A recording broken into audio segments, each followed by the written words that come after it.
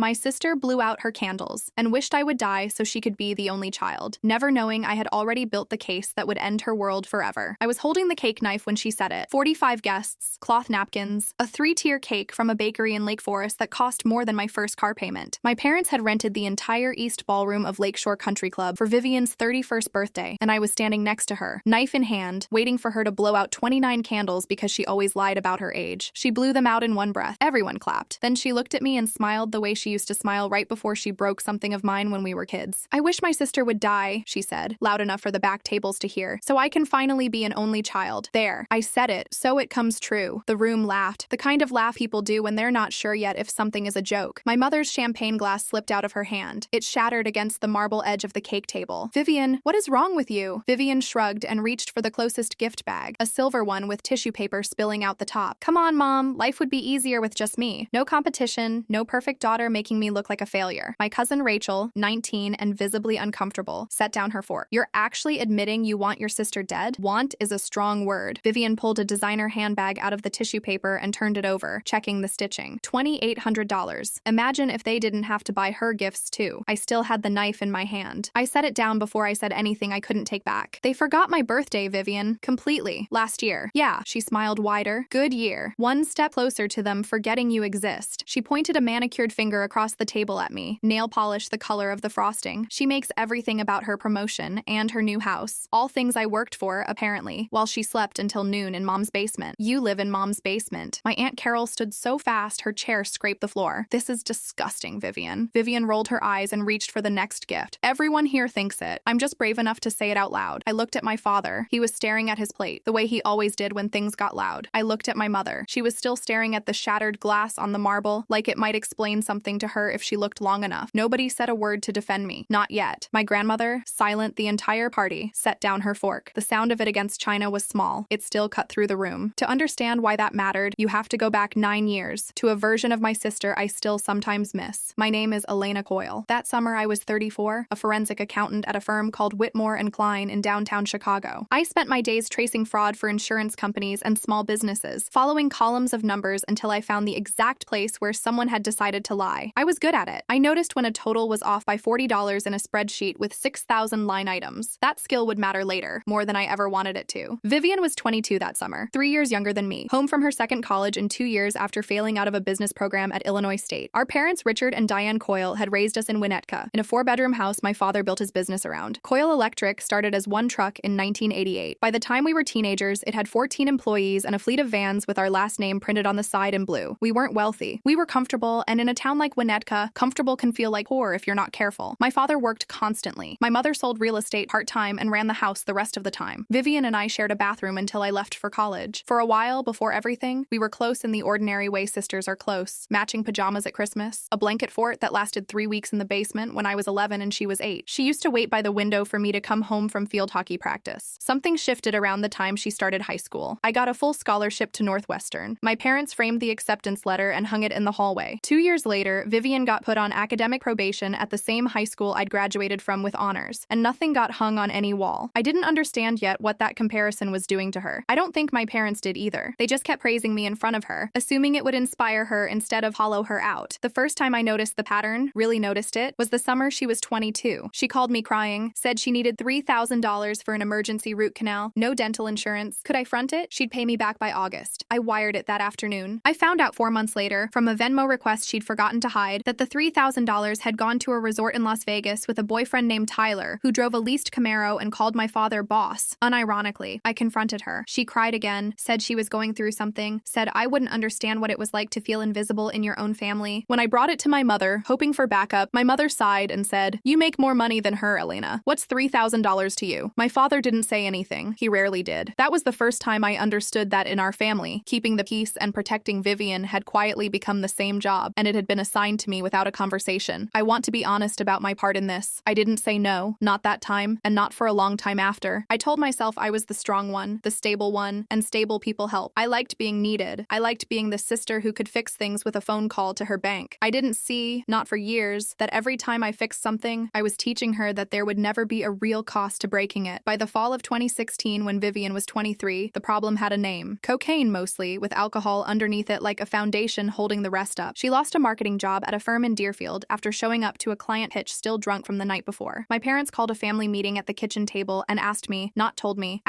if I could help cover a 30-day program. Meadowbrook Recovery, outside Lake Geneva, Wisconsin, $16,400, most of it due up front. I took out a personal loan and co-signed it in my own name because Vivian's credit was already too damaged to qualify for anything on her own. She thanked me at the airport when I dropped her off. She hugged me for a long time and said, "You're the only one who actually shows up for me." I believed her. I wanted to believe her so badly that I didn't examine it. 9 months later, in the summer of 2017, she was arrested for a DUI on Sheridan Road at 2 in the morning, 40 minutes after leaving a bar in Highland Park. No one was hurt. It could have gone so much worse than it did, and some nights I still think about how close it came to being a different kind of story entirely. The legal fees, the fines, the court-ordered evaluation came to $9,800. I paid it. Again in my name because a felony-adjacent charge and no savings meant Vivian couldn't get financing for anything, not even a payment plan. My father sat me down once, only once, and asked if I thought I was helping or enabling. I told him I thought I was the only thing standing between Vivian and something worse. I believed that completely. I think in a way I still believe some version of it. I just didn't understand yet what worse would eventually mean, or that it wouldn't look like an overdose or a car wreck. It would look like a birthday party and a knife in my hand. The pattern held for years, the way patterns do when no one names them. Vivian relapsed in the spring of 2020, 3 months into the pandemic, after losing a retail job in Northbrook when the store closed for good. She called me instead of our parents that time, which felt, briefly, like progress. It wasn't progress, it was strategy. She'd learned that I said yes faster and asked fewer questions. Cedar Ridge Recovery in Wausau, this time. 45 days instead of 30. $21,300. I remember sitting at my kitchen table in Chicago, staring at the number on my laptop screen, and thinking very clearly that something about this no longer felt like helping. It felt like maintenance. Like I was the one paying the electric bill on a house that was going to keep flooding no matter how many times I bailed it out. I paid it anyway. I told myself this was the last time. I had told myself that after Meadowbrook too. 2 years after that, in the fall of 2022, Vivian's credit cards, 4 of them, maxed out and delinquent, threatened to tank a security deposit on an apartment she'd found in Evanston. $4,500. By then, I wasn't asking myself if I should say yes. I was asking myself how fast I could transfer the money so my mother would stop calling me twice a day about it. Diane had a talent for making Vivian's crises feel like my responsibility to solve, even when I hadn't caused a single one of them. "You know how she gets," she'd say. "You're the one she listens to." I paid it. Vivian moved into the apartment in October. She was evicted the following June for non-payment and moved back into my parents' basement, the one she still lived in the night of her 31st birthday. By my count, across those 4 incidents, loans I had personally taken out or co-signed to cover my sister's crises added up to $52,000. I never told anyone that number out loud. I didn't want to be the sister who kept a ledger. I told myself love didn't keep score. I know now that not keeping score just meant I was the only one aware the game was being played at all. The call that changed something in me came on a Tuesday in January of 2023 at 3:14 in the morning. I know the exact time because my phone log still has it, and because I've looked at that log more times than I'd like to admit. Vivian was sobbing, barely coherent, saying she owed a man named Dwayne $6,000 from a sports book she'd been running up since football season started, and that if she didn't have it by Friday, she didn't know what she was going to do. She didn't know if she wanted to be here anymore. She was standing near the Edens overpass right now, and she just needed this to stop. I sent the $6,000 before sunrise. I also called her every hour until 8 a.m., stayed on the phone with her for most of it, and drove to her apartment building even though she wasn't answering the buzzer. I didn't sleep. My fiancé Daniel sat with me the whole night, and at some point, without me asking him to, he started recording her voicemails onto his own phone as a backup in case something happened to mine. He never told me why he did that. I think some part of him already understood something I hadn't let myself understand yet, that we might need proof someday, not of her pain, but of the pattern. I want to be clear that I don't think Vivian was lying about being in crisis that night. I think the crisis was real, and the manipulation was real, and both of those things lived in the same sentence, the same phone call, the same $6,000. That's what made it so hard to walk away from. You can't triage a person's safety and their manipulation at 3 a.m., you just pay and sort out what was true later, if you ever do. The next escalation didn't come with a phone call at all. It came with a letter from Capital Auto Finance, addressed to me at my apartment in Chicago in September of 2023. I opened it standing in my kitchen, still in my work clothes. It was a payment reminder for a vehicle loan, $34,000, financed 11 months earlier at a dealership in Schaumburg for a 2022 Range Rover Velar. I had never bought a Range Rover. I had never been to a dealership in Schaumburg in my life. My first instinct was that it had to be a clerical error, someone else with my name, a mixed-up social security number, something a phone call could fix in 20 minutes. I called the finance company from my desk at work the next morning, and a very patient representative named Trish walked me through the loan file while I sat frozen at my desk. My name, my date of birth, my social security number correct, my employer listed accurately, down to the floor of my office building. Whoever had filled out that application knew things about me that a stranger couldn't wouldn't have guessed. I filed a fraud alert with all 3 credit bureaus that same day. My score had already dropped 91 points from a hard inquiry I hadn't authorized. I requested the full loan file under an identity theft dispute, which the dealership's finance office was legally required to provide within 30 days. It took closer to 7 weeks, and when it finally arrived, I sat at my kitchen table with Daniel and read through every page twice. The application listed a cosigner contact number. It wasn't mine. It traced back to a prepaid phone, but the IP address logged on the digital application, the one used to submit the e-signature at 11:47 p.m. on a Tuesday, matched the home network registered to my parents' address in Winnetka, the same address where Vivian had been living, rent-free, for over a year. I didn't say anything to anyone yet. This is the part of the story where I have to be honest about who I am, not just who my sister is. I am careful by training and by nature. I don't make an accusation until I can prove it 6 different ways. So instead of calling Vivian and screaming, which is what some part of me wanted to do standing in that kitchen, I did what I do for a living. I built a file. I requested the dealership's video surveillance from the day the loan was signed in person for the down payment, $4,000 in cash. The footage was grainy, but the woman in it was wearing a jacket I recognized, a green quilted one Vivian had worn to Thanksgiving the year before. I compared the signature on the loan documents to old birthday cards Vivian had written me as a teenager. She has a tell in her handwriting that hasn't changed since middle school, a backward slant on capital E's, the letter of my own name, that no forger thinks to fake because most forgers aren't asked to write out their target's actual name a dozen times across a childhood's worth of cards. When I finally did raise it with her, carefully, over coffee near her apartment in November, she didn't confess. She didn't even hesitate. "I have no idea what you're talking about," she said, stirring sugar into a latte she hadn't paid for. "Maybe someone stole your identity online. That happens to people, Elena. You should be more careful with your information instead of accusing me." That was the first tactic. Deny completely, redirect the blame onto my own carelessness. When I mentioned the IP address, she pivoted fast. "You're really going to interrogate me like I'm a criminal? After everything I've been through? Do you know how hurtful it is that your first instinct is to accuse your own sister instead of asking if I'm okay?" That was the second tactic, the victim reversal. So smooth, I almost apologized on reflex. I didn't. I just said I needed to understand what happened, calmly, and told her I loved her and wasn't trying to hurt her. She called our mother that same night. By the next morning, Diane was calling me, not Vivian, to ask why I was harassing your sister over a car she clearly needs for work. That was the third tactic, working through my mother, the oldest channel in our family, the one guaranteed to make me feel like the aggressor for asking questions instead of the person who'd had $34,000 borrowed in her name without her knowledge. I told my mother gently that I hadn't accused anyone. I'd asked a question. My mother said, "Well, it's tearing this family apart," as if the asking was the wound and not whatever had actually happened at that dealership in Schaumburg. I kept building the file anyway. I opened a police report with the Winnetka Police Department in December, case number 2304471, for identity theft under Illinois statute. Detective Marcus Whelan took my statement and told me these cases move slowly, especially inside families, and that I should keep documenting everything in the meantime. I did. I started a folder, physical and digital, and I didn't tell my parents it existed. I didn't tell Vivian. I told Daniel, and eventually I told exactly one more person, an elder law and estate attorney named Priya Anand, whose name a colleague had given me almost as an afterthought. I called Priya in February of 2024, not about the car loan, but about something I'd found 3 weeks earlier while doing my parents' taxes, a favor I'd handled every spring since I passed my CPA exam. Buried in my father's mortgage documents was a notice I hadn't seen before, a second lien on the house on Ash Street, a home equity loan for $180,000, opened the previous March, the same month my father had his knee replaced at Northwestern Memorial and spent 10 days on oxycodone, barely able to stay awake past 7 in the evening. Attached to the loan file, when I finally requested it through the title company, was a limited power of attorney, granting Vivian R. Coyle authority to manage financial matters on my father's behalf during his recovery. My father had no memory of signing it. When I asked him gently, without alarming him, if he remembered any paperwork from that week, he said Vivian had brought him some insurance forms to sign while he was still groggy from the procedure, and that he'd trusted her because she was there and I wasn't, because I was 3 hours away in Chicago with a job that didn't let me take a week off on short notice. That was the fourth escalation, and it broke through a ceiling I hadn't known was still standing. This wasn't a Range Rover anymore. This was my parents' house. Priya explained it to me in plain terms over the phone. A limited power of attorney signed by a man on heavy opioids, 10 days post-surgery, without a witness present who wasn't the person benefiting from the document, was almost certainly voidable. But voidable isn't the same as void. Someone still had to go to court and say so. And until they did, Vivian had legal authority to make financial decisions for my father, and $180,000 had already moved out of that home equity line into an account that wasn't his. I asked Priya to trace where it had gone, as far as the law allowed. 6 weeks of records, subpoenaed through the title company's compliance department, showed transfers into an account belonging to Vivian, then out again in smaller amounts, to an online sportsbook registered offshore, to a cosmetic surgery clinic in Northbrook, Brooke, and to a man named Dwayne Fenwick, the same first name from the 3 a.m. phone call 15 months earlier, in an amount that matched almost exactly what I'd already paid on her behalf that January. I didn't confront her. Not yet. I had learned by then that confronting Vivian without a complete file only gave her time to build a counterstory, and she was better at building counterstories on short notice than almost anyone I'd ever met, so I did the only thing I knew how to do. I kept gathering bank records, the forged signature analysis, which I paid a certified document examiner $350 to formalize, because a sister's memory of handwriting isn't admissible, and I understood by then that admissible was the only currency that would ever actually matter. The police report, a sworn statement from Priya outlining the legal state of the power of attorney, a calendar of dates that lined up my father's surgery, the loan origination, and Vivian's own bank deposits with a precision that left no room for coincidence. By late May, I had a case, not a suspicion. A case, the kind I would have handed to a state's attorney without hesitation if it had belonged to a stranger instead of my sister. Priya and I scheduled a meeting for the second week of June to formally file a petition to void the power of attorney and to loop in my parents' own attorney, our family friend Gary Ostrowski, who had known us since I was in grade school and who I trusted to handle it the right way. I hadn't told my parents any of it yet. I wanted the legal groundwork finished first, so that when I did tell them, I wasn't handing them a rumor. I was handing them proof. The meeting with Priya was scheduled for June 14th. Vivian's birthday party was June 8th. I remember thinking, driving to the country club that Saturday with a gift bag on the passenger seat I'd bought out of habit more than affection, that I had less than a week left before everything I'd found became undeniable. I didn't know yet that Vivian would force the timeline forward herself, standing over a birthday cake in front of 45 witnesses with a wish she thought was clever. My grandmother, Ruth Whitfield, was 85 that summer and missed nothing. She had raised 4 kids in a 2-bedroom house in Cicero and could smell a lie from across a room. She'd been quiet through the whole party, watching Vivian unwrap gifts with the particular stillness she got right before she said something no one else was brave enough to say. She stood up slowly, using her cane for balance, and set her purse on the table. Vivian Rose Coyle. Her voice wasn't loud, but it carried the way voices do when a room has already gone quiet waiting for them. You are a disgrace. Grandma, come on. Your sister paid for your rehab twice. She took one step toward the head of the table. She paid your DUI lawyer, your credit cards, your car insurance for 2 years. She turned to my parents, who hadn't moved. Did you know your precious daughter owes her sister $52,000? My mother's face went the color of the tablecloth. $52,000? Grandma reached into her purse and pulled out a folded stack of papers, creased from being carried for who knows how long. I have the receipts. Someone had to co-sign the loans she took out to cover Vivian's messes, and it wasn't going to be either of you, so it was her. Vivian lunged across the table for the papers. My grandmother cracked her knuckles against the head of her cane, a warning she'd been giving us since we were toddlers reaching for things that weren't ours. Don't you dare! Gary Ostrowski, my father's oldest friend and a family law attorney for 31 years, had been sitting quietly at the next table with his wife. He stood, took the papers from my grandmother without being asked, and read through them with the particular silence of a man who had seen a lot of ugly paperwork in his career and still wasn't thrilled to see this specific stack. He looked up at me. You've been financing her entire life. She's my sister, I said. I thought I was helping. Vivian laughed, sharp and a little too loud. Helping? You were showing off. Look at the perfect big sister riding in to save the day, making sure everyone knows how generous she is. That was a lie, and something in me that had stayed quiet for 9 years finally didn't. You called me at 3 in the morning threatening to hurt yourself if I didn't pay your bookie. The room made a sound somewhere between a gasp and a held breath. That was private. You had no right to bring that up in front of everyone. Daniel, sitting beside me, already had his phone out. I have the voicemails, Vivian. 31 of them, going back 2 years. He hit play before she could stop him. Her own voice filled the ballroom, slurred, desperate, begging for $6,000 or she'd drive off the overpass on the Edens. 12 seconds of it. That was all it took. Silence. Total, awful silence. The kind that has weight. My mother started crying into a cloth napkin. My father stared at Vivian like he was seeing a stranger wearing his daughter's face. Guests had their phones out now, not to record, just frozen, unsure what to do with their hands. My Aunt Carol grabbed her purse and walked out without a word. Her husband followed. Within 5 minutes, a third of the room had quietly left the building, car doors slamming faintly through the ballroom windows. Vivian's expression cycled from smug to shocked to something purple and furious in the space of about 4 seconds. She grabbed for Daniel's phone across the table. My grandmother's cane came down flat between them like a gate closing. Sit down. Vivian sank into her chair, shaking, mascara starting to run. My father finally spoke, his voice strange and small in a way I'd never heard from him. Is it true? 52,000? Vivian said nothing. She stared at the tablecloth like it might rewrite itself if she looked hard enough. He turned to me, tears on his face for the first time in my entire life. Why didn't you tell us? Because every time I thought about it, she threatened to kill herself, Dad. What was I supposed to do? Let her find out the hard way that I meant it. His face drained of whatever color it had left. He sat back down hard, like his legs had simply stopped being interested in holding him up. The country club's event manager appeared at the edge of our table then, tense, apologetic, professionally trained for exactly this kind of disaster and clearly still uncomfortable performing it. Ma'am, other guests are asking for their checks. We're going to need need to move this to a private room. He led our immediate family down a carpeted hallway toward a locked conference room usually reserved for board meetings and law firm retreats, past clusters of guests who were still filming on their phones despite pretending not to. My mother gripped my arm the entire walk, her nails leaving 4 small crescents I'd noticed later in the parking lot, like proof this had actually happened. My grandmother stopped cold in the hallway, a few feet from the conference room door. She turned to me, and her voice went somewhere colder than I'd ever heard it go. "There's one more thing you need to see before we go in there. Something I found in your sister's purse this morning when I was helping her get ready." She reached back into her own bag and pulled out a second folder, thinner than the first. One Gary hadn't seen yet, one I hadn't known existed until that exact second in a hallway that smelled like carpet cleaner and catered shrimp. "Wait until you see what your sister was actually planning to do to you tonight." The conference room door was still closed. My hand was shaking so hard I had to press it flat against my thigh to make it stop. Quick pause from the story. If you enjoy these stories, consider taking a listen to our Spotify show, linked in the description, for early access to new stories and better audio quality. Now back to the video. Grandma opened the folder right there in the hallway, under the recessed lighting, close enough that only my parents, Gary, Daniel, and I could see it. The first page was a printed email, dated the previous Tuesday, from Vivian's personal account to an attorney named R. Foster Kessler, whose name I didn't recognize and would later learn specialized in guardianship litigation. The subject line read, "Re-competency evaluation, Richard Coyle." In the body, Vivian had written that her father was showing signs of confusion since his surgery and asked what would be required to petition for a full guardianship over his finances. Given that my sister lives out of state for all practical purposes and isn't equipped to manage this, I don't live out of state, I live 40 minutes away. I had been the one managing my father's finances informally for years, the one who did the taxes every spring, the one who'd caught the fraudulent loan in the first place. Reading that sentence in a hallway that smelled like shrimp cocktail was the first time that night I understood the wish at the birthday table hadn't been a throwaway line. It had been a preview. The second page was a text exchange with a friend named Kayla, dated 3 weeks earlier. Vivian had written, "Once she's out of the picture, nobody questions it when I take over everything. It's not even that hard. Mom already thinks I'm the one who tries." Kayla had replied with a laughing emoji and the words, "You're diabolical, lol." I read it twice to make sure I understood it correctly. Out of the picture. Not dead, I told myself, standing in that hallway. Discredited, written off. Made small enough in our parents' eyes that no one would ask a single question when Vivian walked away with guardianship over a man who had built a business with his own hands and still remembered every serial number on every van he'd ever owned. But I'd also just heard her say over cake, in front of 45 witnesses, that she wished I would die. And I understood, standing there, that in Vivian's mind those two things weren't as far apart as I wanted them to be. Erased and gone had started to blur together for her somewhere along the way a wish said out loud stops feeling like a boundary and starts feeling like a plan you're allowed to say the quiet part of. The third page was a printed screenshot of a draft text to my mother, never sent, saved to notes instead. It read, "Mom, I'm worried about Elena. She's been acting really paranoid lately, accusing me of stuff that isn't true. I think the stress from her job is getting to her. Has she seemed off to you?" I recognized the strategy immediately because I deal in strategy for a living. It was the same move as the auto loan denial, the same move as the phone call to my mother about harassment. Build the narrative first. Make sure that when the real evidence surfaces, it lands on ground already salted against me. Gary Ostrowski closed the folder slowly and looked at my father. "Richard, I think we need to sit down. All of us. Now." We went into the conference room. Someone locked the door behind us, though I don't remember who. It was just the 6 of us now. My parents, my grandmother, Gary, Daniel, Vivian, and me, sitting around a long table meant for corporate strategy meetings under fluorescent light that made everyone look 10 years older than they were. Vivian spoke first, fast, already reaching for the story she'd rehearsed without knowing she'd need it that specific night. "That email doesn't mean what you think it means. I was worried about Dad. That's it. People research guardianship all the time when a parent has surgery. It's completely normal. You're all acting like I did something criminal. You forged his signature on a power of attorney," I said. My voice came out steadier than I expected. 9 years of practice, maybe, saying things I'd once been too afraid to say. "While he was on oxycodone, 10 days after knee surgery. You used it to take out a $180,000 home equity loan against this house. I have the loan file. I have the disbursement records. I have a certified document examiner's report on the signature. That's insane. You've clearly lost it, and honestly, this obsession with tracking my every move is starting to feel unhealthy, Elena. Have you thought about talking to someone?" I did talk to someone. Her name is Priya Anand. She's an elder law attorney. I retained her in February. I set my own folder on the table, the one I'd built for months without telling a single member of this family, the one meant for a meeting 6 days away that Vivian had just forced into the open early. I also filed a police report in December for the car loan, case number 2304471. Detective Marcus Whelan has been building that file for 6 months. The room went very quiet. My mother made a sound like something breaking. "What car loan?" my father said, though I could tell from his face he already suspected the shape of the answer. $34,000 for a Range Rover. Opened in my name in September of last year without my knowledge. The application was submitted from the IP address at this house. Vivian's face did something that I'd never seen it do before. Not once in 31 years. It stopped performing. For just a moment before she caught herself, I watched her calculate that there was no version of this room left to talk her way out of. "You have no idea what it's like," she said, quieter now, dropping the outraged pitch for something rawer, and for the first time all night, maybe closer to true. "Being the one everyone compares to you. The one who has to watch you get praised for existing while I get watched like I'm a bomb that's going to go off. You built your whole life being the good one. What was I supposed to build mine on? You could have built it on anything," I said. "A job, a degree you actually finished, a relationship that wasn't a crisis. I would have helped you build any of those things, Vivian, the same way I helped you with everything else. What you built instead was a plan to have our father declared incompetent so you could take everything he worked 40 years for, and a cover story blaming me for it in advance. That's not pain. That's a choice." She didn't answer that. She looked at our mother instead, reaching for the oldest lifeline she had. "Mom, please. You know I would never actually hurt Dad." My mother didn't answer right away. When she did, her voice was hollow in a way I'd never heard from her. "I don't know what I know anymore, Vivian. I thought I knew both my daughters." She looked at me and something in her face broke open. Guilt and grief tangled together. "I'm so sorry, Elena. I made you carry all of this alone. I told you to let it go. Every time." "I know," I said. I wasn't ready to forgive that yet. Not out loud, not in that room. But I said it anyway. The thing I'd needed to say for 9 years. Calm, because I'd finally run out of reasons to keep it in. "I'm not doing this because I hate you, Vivian. I'm doing this because I was the only one still looking. I built a case. Not out of love and not out of hate either. Out of self-preservation. Because I finally understood that if I didn't, there would be nothing left standing between you and Dad's entire life's work. You wished I would die at a birthday party in front of 45 people. You didn't know I'd already made sure that if anything happened to me, this case would still exist without me. That's the part you got wrong. You thought erasing me would end this. It wouldn't have. It would have just started it faster." Gary cleared his throat into the silence that followed. "Richard, Diane, I'd recommend calling Detective Whelan first thing tomorrow, and I'll reach out to Priya myself tonight. This power of attorney needs to be voided through the court, formally, as soon as possible. I'd also strongly recommend contacting Adult Protective Services, given Richard's condition at the time of signing." My father, who had said almost nothing since we'd sat down, finally looked at Vivian directly. "You had 10 days where I couldn't have told you my own middle name straight, and you used that to try to take the house I built for this family." His voice cracked on the word family. "I don't understand who you became." Vivian didn't cry. I think that was the moment I understood, finally and completely, that the tears at 3 in the morning and the tears at this table were never the same kind of tears, and I'd spent 9 years unable to tell the difference because I hadn't wanted to. The weeks after the party moved faster than I expected and slower than I wanted at the same time. Detective Whelan reopened the identity theft case with new urgency once the home equity fraud came into the picture, and by late June, Illinois State Police Financial Crimes had gotten involved, given the amount of money and the involvement of a vulnerable adult during medical recovery. Vivian was charged in July with financial identity theft, and separately with financial exploitation of an elderly or disabled person, a charge that surprised me until Priya explained that anyone recovering from major surgery on prescribed opioids qualifies under the statute's language regardless of age. My father was 63. He didn't feel elderly to me. The law didn't care how he felt. Priya filed the petition to void the power of attorney within the week, and the court granted it in August without much of a fight, since the medical records from Northwestern Memorial documenting my father's medication schedule the week of the signing did most of the arguing for us. The $180,000 was gone by then, most of it untraceable past the sportsbook and the surgery clinic, though the court did order restitution as part of the eventual plea agreement. Whether Vivian will ever actually pay a fraction of it back is a question I've stopped asking myself, because the answer doesn't change what already happened. Adult Protective Services opened a parallel investigation that ran through the fall. A caseworker named Denise interviewed my father twice, gently, at the kitchen table where I'd grown up doing homework, and once interviewed me, mostly to corroborate the timeline I'd already handed to Detective Whelan back in December. Denise told me at the end of that second visit that cases like this were more common than people wanted to believe, and less commonly caught this early, this cleanly, because most families didn't have someone in the house who thought in spreadsheets. I didn't feel like it deserved a compliment. It felt like the byproduct of 9 years of exhaustion that had, almost by accident, turned into evidence. The family did not stay together through any of it, not in the shape it had been before. My Aunt Carol, who had walked out of the ballroom that night, called me the next morning and said she'd suspected something was wrong with Vivian for years, and hadn't wanted to be the one to say it. She became one of the people who checked in on me most that fall, which surprised me since we'd never been especially close. My cousin Rachel, 19 and the one who'd first said the word dead out loud at that table, sent me a message a few days later that just said, "I believe you, and I'm sorry nobody protected you sooner." I saved that message. I still have it. Not everyone landed the same way. My mother's cousin Patty, who had left the party early but hadn't heard the full story until later, called my mother to say the family was airing too much laundry in public, and that Vivian clearly needed compassion, not a prosecution. I understood by then that some people will always find it easier to be angry at the person who finally said something true than at the person who spent years making the truth necessary. I stopped expecting Patty to understand. Some relatives you keep. Some you let become a name on a holiday card list and nothing more. Vivian didn't go quietly. In the first 2 weeks after the party, she called me 11 times. I didn't answer any of them. She emailed Daniel directly, accusing him of orchestrating a smear campaign by recording her voicemails, which struck both of us as a strange thing to be angry about, given that the voicemails were definitionally things she herself had said. She showed up at my parents' house twice uninvited that August, once late enough at night that my father called the non-emergency police line, just to have someone document that she'd been there per Priya's advice, in case it mattered for the ongoing case. It did, eventually. The second visit, she brought a man I didn't recognize, later identified in a police report as Dwayne Fenwick, the same Dwayne from the 3 a.m. phone call and the sportsbook debt. He waited in the car the whole time, which somehow made it worse, like proof of exactly how far the math had traveled from where it started. My father aged in a way that had nothing to do with the calendar. He'd always been a quiet man, but the quiet after August had a different texture to it, heavier, like something had been permanently subtracted from how he moved through a room. He started seeing a therapist in September, his first time in his entire 63 years, which my mother told me about like it was both a small miracle and a small tragedy, that it had taken this to get him there. I had my own version of that. There was a Tuesday in October, unremarkable in every other way, when I was cleaning out a closet in my apartment and found a shoebox of old photographs I hadn't looked at in years. One of them was Vivian and me at ages 11 and 8, in the blanket fort in my parents' basement, both of us missing the same front tooth at slightly different times because she'd insisted on copying whatever I did that year, right down to how I smiled for the camera. I sat on my closet floor and cried for the first time since the whole thing started, not for the sister sitting in a conference room denying a forged signature, but for the one in that photograph who used to wait by the window for me to come home. That's the part nobody tells you about a story like this. You expect the anger. You expect maybe some relief once the truth is finally out in a room with witnesses and a police case number attached to it. What catches you off guard is the grief sitting underneath all of it, for a version of the relationship that was real once and isn't coming back, no matter how the legal case eventually resolves. There were logistical complications that dragged through the winter in a way true crime podcasts never mention. The Range Rover had to be repossessed, which required its own set of paperwork since the vehicle title, absurdly, was still listed under my legal name. My credit score, which had dropped 91 points in September of 2023, didn't fully recover until the following spring, and even then, a note remained on my file for 7 years documenting the dispute, something a mortgage broker would ask me to explain years later when Daniel and I bought our first house together. The home equity lien took until December to formally clear off my parents' property records, a process that involved 3 separate filings and a title company that kept losing paperwork, small grinding indignities layered on top of the larger wound, the way real consequences always are. Vivian's plea agreement was finalized the following March. She pleaded guilty to financial identity theft and received 4 years of probation, mandatory restitution payments she has largely not made, 600 hours of court-ordered financial literacy and substance treatment programming, and a formal no-contact provision covering our father specifically. Given the exploitation charge, she avoided prison. Priya told me that was fairly typical for a first felony conviction involving family, and that the system generally treats family fraud as less serious than it treats fraud against a stranger, which struck both of us in different ways as its own kind of injustice. There were smaller aftershocks too, the kind that don't make it into a police report but still reshape a family's daily geography. My father quietly stepped back from the day-to-day running of Coil Electric that fall, handing more of it to his longtime foreman, Tomas, a man who'd worked for him for 18 years, and who showed up at the house unannounced one evening in September, just to sit with my father on the back porch for 2 hours without either of them saying much. My father told me later that Thomas said one thing that stuck with him, that a man who builds something with his hands for 40 years deserves better than to have it taken by someone who never once picked up a wrench. It wasn't profound. It was exactly what my father needed to hear anyway. An unexpected ally surfaced in October, a woman named Bethany who had been Vivian's sponsor during her second stint at Cedar Ridge back in 2020. She found me through a mutual contact and asked, carefully, if she could talk to me off the record. Over coffee, she told me she'd suspected for years that Vivian's relationship with our family had hurtled into something transactional, that Vivian used to talk in group sessions about getting back what was owed to her, language Bethany said she'd flagged internally at the time, but hadn't known how to raise with a family she'd never met. I always wondered if someone in your family was carrying more than they should, Bethany said. I'm glad it was you who finally put it down instead of hicking it up again. I didn't know what to do with that sentence for weeks. I still think about it more than almost anything else anyone said to me that year. My mother and I had the real conversation, the one underneath the apology in the conference room, on a Sunday in November, sitting at the same kitchen table where the family meeting about Meadowbrook recovery had happened 9 years earlier. She told me she'd always known on some level that she leaned on me more than she leaned on Vivian, and that it had felt at the time like a compliment she was paying me rather than a burden she was handing me. I thought I was telling you I trusted you, she said. I didn't understand I was telling you that you didn't get to need anything back. I told her I forgave her and meant it more than I expected to, though forgiveness Forgiveness didn't erase the 9 years. It just meant I stopped needing her to erase them for me. Vivian tried one more thing in December, a last, almost pitiable move that Priya later described as textbook. She reached out to my firm directly, sending an anonymous-seeming email to our HR department, alleging I had used company resources to conduct an unauthorized personal investigation into a family member, a claim that was both partially true and entirely beside the point, since forensic accountants investigating fraud, including fraud against themselves, on their own time, using publicly available and legally subpoenaed records, had broken no policy anyone could find. My manager, Sandra, called me into her office, looking more apologetic than accusatory, and told me the email had been traced through a metadata quirk neither of us fully understood but both appreciated, to a device registered under Vivian's name. "Your sister isn't very good at this," Sandra said, not unkindly. I laughed for the first time in months, standing in that office, and it surprised me how much I needed to. The sentencing hearing happened on a Thursday morning in March, in a courtroom on the 4th floor of the Skokie courthouse that smelled like old carpet and hand sanitizer. Priya had told me I could submit a written victim impact statement, or read one aloud, or do neither. I chose to read it, mostly because I'd spent 9 years being quiet in rooms where Vivian was the one being discussed, and I wanted, once, to be the one speaking directly to a judge instead of managing a crisis in the background. I stood at a small podium with my statement printed on 2 sheets of paper, my hands steady in a way that surprised me. I told the judge that this case wasn't really about a Range Rover or a home equity loan, that those were just the numbers that happened to be traceable, the receipts a forensic accountant could hand a detective. I told him the real cost was 9 years of learning to distrust my own family's version of events, of being asked to keep secrets that weren't mine to keep, of watching my father's hands shake reaching for a coffee cup because he couldn't stop replaying 10 days he barely remembered. I said I wasn't asking for the maximum sentence out of anger. I was asking the court to say, on the record, in a room with consequences attached to it, that what happened to my father and to me had actually happened, because for 9 years the people who loved us most had asked us not to say that plainly. Vivian sat at the defense table in a gray blazer I didn't recognize, staring at the same spot on the table the whole time I spoke. She didn't look up once. My mother cried quietly beside me. My father held my hand so tightly I had a faint bruise across 2 knuckles the next morning, and I kept it, oddly, longer than I probably needed to, checking it in the mirror like proof that at least one part of that day had left a mark I could actually point to and explain. The judge, a woman named Holloway who had clearly read every page of Priya's filing, addressed Vivian directly before handing down the sentence. She said financial exploitation cases inside families were, in her experience, some of the hardest to prosecute and some of the most damaging to leave unprosecuted, because the harm compounds quietly for years before anyone in the room is willing to name it out loud. She said she hoped the 4 years of probation would function as something closer to a floor than a ceiling, a minimum consequence rather than the full weight of what had happened. I don't know if Vivian heard that the way it was intended. From where I sat, she looked like someone waiting for a meeting to end, not someone absorbing a sentence. By the time the plea agreement finalized in March, most of the immediate fires had burned down to something more manageable, if not fully out. The house on Ash Street was clear of the fraudulent lien. My credit was recovering. My father was seeing his therapist every other week and had started, slowly, handing more of the business back to himself on his own terms this time, with Thomas as a genuine partner instead of a stopgap. My mother called me every Sunday, not out of guilt exactly anymore, just out of habit rebuilt on steadier ground. Grandma Ruth, 86 that spring, told anyone who would listen that she'd known something was wrong with Vivian since she was 9 years old and hid a broken lamp under her bed rather than admit she'd thrown it at me, and that nobody in this family had ever been very good at looking closely at uncomfortable things until they had no other choice. I'm writing this a little over a year after that birthday party, in the fall, and I want to tell you what my life actually looks like now, because I think that matters more than the drama of how it fell apart. Daniel and I got married in April, a small ceremony at a botanical garden in Glencoe, 60 guests instead of 45, every single one of them people I trust. My parents walked me halfway down the aisle together, which wasn't tradition exactly, but felt right for a family that had spent the last year rebuilding what tradition even meant to us. My father gave a toast at the reception that he'd clearly rewritten a dozen times, and near the end of it his voice caught, and he said, "I spent a long time not seeing what one of my daughters was carrying for this family. I see it now. I'm sorry it took what it took." My mother cried into the same cloth napkin style she'd cried into at Vivian's party, except this time, it was a different kind of tears entirely, and I let myself feel the difference. I made partner track at Whitmore and Klein that summer, largely, my managing partner told me, on the strength of a case I'd built almost entirely on my own time, using skills he said most people spend a whole career trying to develop under pressure. I didn't tell him the pressure had been my own sister. Some things stay mine. Grandma Ruth is 86 now and still sharper than most people I know at any age. She comes to dinner every other Sunday and still cracks her knuckles against her cane when she thinks someone at the table is about to say something foolish, which happens less often than it used to, now that we've all had a year to practice saying true things instead. My father's business is steady. He works 4 days a week now instead of 6, with Thomas handling more of the load, and he started teaching his grandkids, my cousin's kids, how to strip wire on Saturday Saturday mornings the same way he taught Vivian and me once, a lifetime ago, in a garage that smelled like solder and coffee. I drove out to the garage on Ash Street a few Saturdays ago, unannounced, the way I used to as a kid when I wanted to watch him work instead of doing homework. He was under the hood of an old service van, and when he saw me, he wiped his hands on a rag and asked if I wanted to learn how to crimp a proper wire connector, something he'd never once offered to teach me growing up, because that had always, without either of us deciding it out loud, been Vivian's kind of afternoon, and mine had been piano lessons and honor roll assemblies. I said yes. We stood in that garage for 2 hours, not talking about the case or the sentencing or any of it, just him showing me how to strip insulation without nicking the copper underneath, and it felt, briefly, like something being repaired that had nothing to do with a courtroom. Daniel has never once asked me to explain why I stayed on the phone with Vivian for 4 hours on a January night 2 years ago, or why it took me until September of last year to finally say, out loud, that something had gone wrong in how my family assigned its weight. He recorded those first voicemails without being asked, kept them backed up for over a year without mentioning it, because some part of him understood, before I did, that love sometimes means quietly preparing for a day you hope never comes. I married a man who does that instinctively, and I don't think I fully understood what a rare instinct that is until I spent 9 years watching what its absence had cost me. I do not talk to Vivian. I want to be honest about that because I think stories like this one sometimes reach for a tidier ending than the real one. A reconciliation scene, a hard-won hug, a sister who finally gets it. That isn't what happened, and I'm not going to pretend otherwise for the sake of a better final scene. Vivian completed her court-ordered programming this spring, the bare minimum required to stay off a probation violation list, and moved to an apartment in Rockford that I've never seen and don't intend to. She sent one email in June, on the anniversary of the plea agreement, that read, in full, "I hope you're happy now that you destroyed my life." I didn't respond. I don't think a response exists that would land the way she wants it to, and I've stopped trying to write one in my head at 2 in the morning, which took most of a year to manage. Here's what I've come to understand. A year out, with enough distance to actually see the shape of it instead of just the wreckage. For most of my life, I believed that loving my sister meant absorbing whatever she couldn't carry herself, and that the absorbing was the love, that they were the same act performed at different volumes. I was wrong about that, and it took a forged power of attorney and a birthday wish said in front of 45 people for me to finally understand how wrong. Love that only ever moves in one direction isn't love. It's a debt somebody agreed to without ever being asked if they wanted the loan. I don't think Vivian is a monster. I've turned that over more times than I can count, lying awake some nights still trying to locate the exact place where a person tips over from struggling to scheming. And I don't think there's a clean line. Not in her, not in most people. I think she grew up watching a sister get praised for things that came easily to her and never came easily to Vivian. And I think somewhere in there she decided the only way to even the ledger was to take instead of earn. And once that decision hardens into a habit, it stops needing a villain's face to keep operating. It just needs an opening. I stopped being an opening the day I decided documentation mattered more than her approval of me. People sometimes ask me, the few who know the full version of this story, whether I regret the 9 years, whether I'd go back and say no the first time, to the $3,000 and the root canal that wasn't a root canal. I don't think regret is the right word for it. I think if I'd said no at 25, I would have spent the following decade wondering what I could have prevented instead of what I actually did prevent, which is not nothing. My father still owns his business. His name is still on the deed to the house on Ash Street. Those facts exist because at some point, quietly, without anyone asking me to, I decided to become the kind of person who keeps receipts. I don't recommend the decade it took to understand why that mattered. I'm just no longer sorry I made it. There's a particular kind of grief in loving someone you also had to build a legal case against. Nobody prepares you for how those two feelings sit in the same body at the same time. How you can miss a person and still be relieved a court put a no-contact order between them and your father. I still have the photograph from the shoebox. The one of us in the blanket fort, 11 and 8, missing teeth, laughing at something neither of us would remember by the time we grew up enough to need to. I keep it in my desk at work now, not because I've forgiven what happened, but because I don't want to pretend that version of her never existed. She did exist. She just didn't survive whatever happened between that blanket fort and the woman standing over a birthday cake wishing her sister were dead. I think about that wish sometimes, turning it over the way I used to turn over a spreadsheet looking for the one line that didn't add up. Vivian wanted to be an only child. She wanted every ounce of our parents' attention, our family's resources, our father's business, all of it, undivided, unshared, hers alone. She got a version of that after all, though not the version she was imagining over candlelight at Lakeshore Country Club. She is, in every way that actually matters now, an only child. No sister answering 3 a.m. calls. No sister co-signing loans. No sister quietly building a case in the background to catch what everyone else missed. She wished me gone, and in the way she meant it, I am gone from her life completely, by my own choice this time instead of hers. I don't know if that counts as the ending she wanted. I know it's the only kind of peace I could actually build out of 5 years of receipts and 9 years of learning the difference between love and obligation, out of a folder my grandmother carried in her purse and a folder I built without telling a soul. Both of us, it turns out. Quietly quietly documenting the same slow unraveling from opposite ends of the same family, waiting for a room honest enough to finally hold it. Some nights I still wish it had gone differently. I let myself feel that briefly, and then I let it go, because wishing is exactly the habit that started all of this. And I promised myself a long time ago that I'd rather build something true than wait for something to come true.